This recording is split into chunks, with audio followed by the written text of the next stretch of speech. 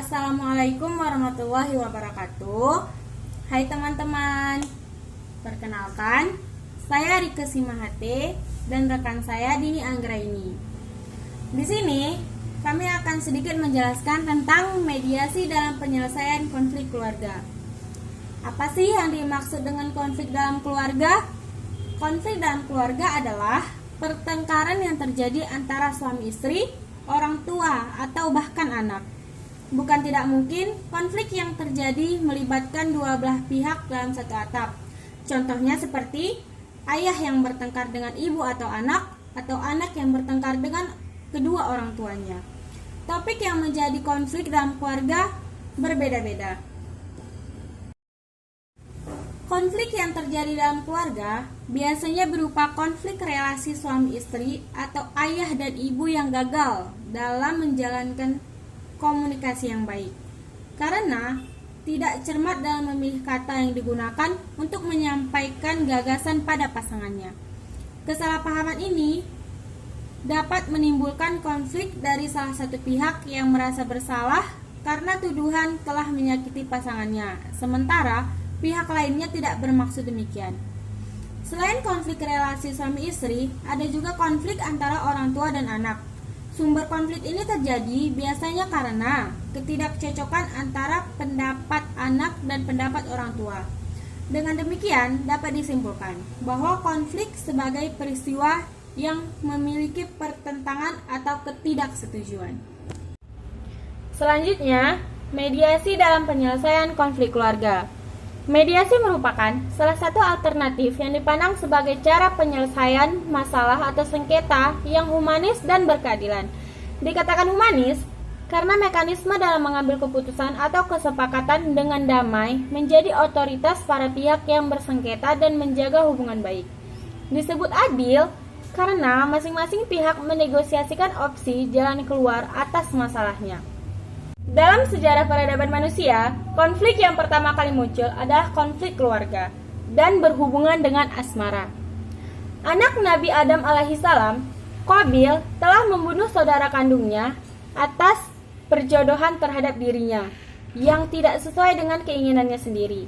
Hingga sekarang, konflik keluarga atau perceraian menjadi salah satu konflik yang menjadi dominan di daftar pengadilan agama. Dalam studi Al-Quran, konflik rumah tangga terdiri atas nusyuk dan syikok. Untuk dua jenis konflik ini, Al-Quran memberikan teknis atau cara penyelesaian, yaitu dengan cara istilah atau damai. Dalam konflik rumah tangga, penyelesaian sengketa antara suami istri dalam kasus nusyuk harus diselesaikan dengan cara bertahap dan secara edukatif.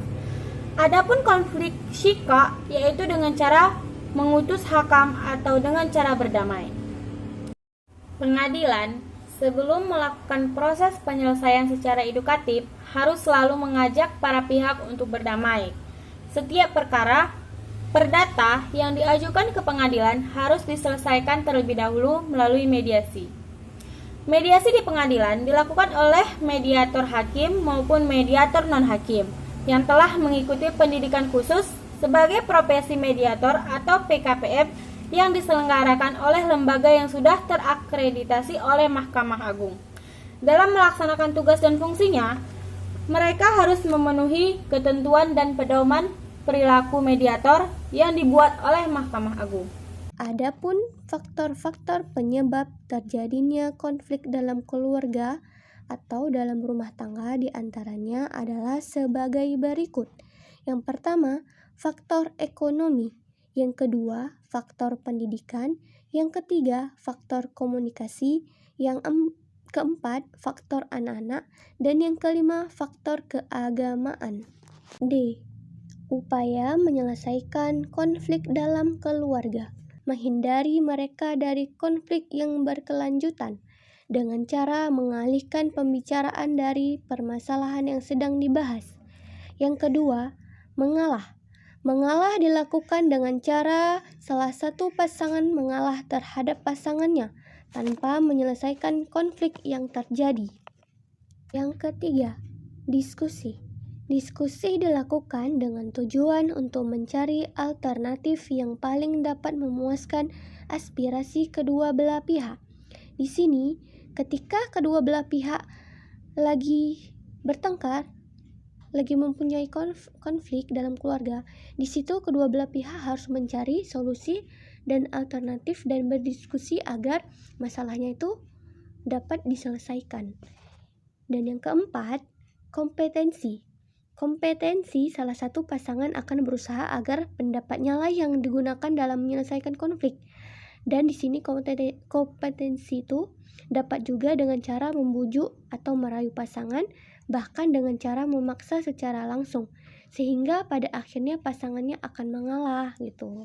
Maksud di sini misalnya ada yang bertengkar dalam sebuah keluarga, dalam sebuah rumah tangga, salah satu pasangannya itu melakukan cara kompetensi dengan cara membujuk atau merayu pasangan agar pasangannya itu mau mengalah gitu.